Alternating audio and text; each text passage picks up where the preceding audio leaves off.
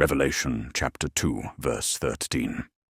I know thy works, and where thou dwellest, even where Satan's seat is, and thou holdest fast my name, and hast not denied my faith, even in those days wherein Antipas was my faithful martyr, who was slain among you, where Satan dwelleth. Yeshua begins by saying he knows exactly where this church lives, right in the heart of Satan's territory.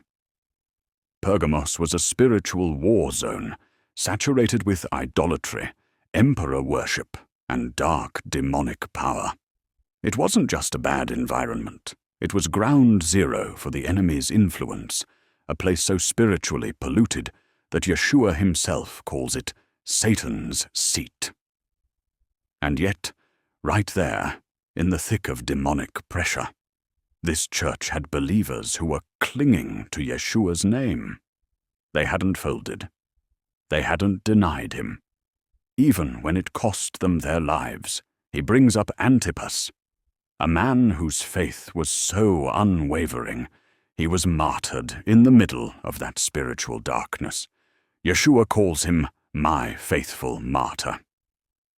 That phrase isn't just a title, it's a crown. That man gave everything, and Yeshua personally honors him in the eternal record. This verse is raw and real. It tells you that following Yeshua sometimes means standing your ground in a place filled with demons, false worship, and death threats. But even there, even in the devil's neighborhood, faith can remain unshaken.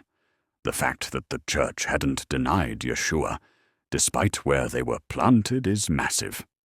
It tells you that your location, your past, your surroundings, the spiritual climate around you, doesn't define your loyalty.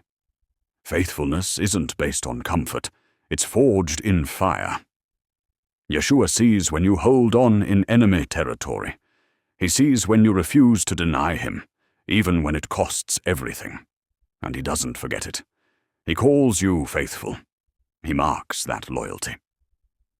In Pergamos, this church wasn't perfect, but they were still standing in a place where most would fall. This is encouragement for every believer living in a hostile world. You might be surrounded by compromise, temptation, or even persecution. But if you hold fast, heaven takes notice.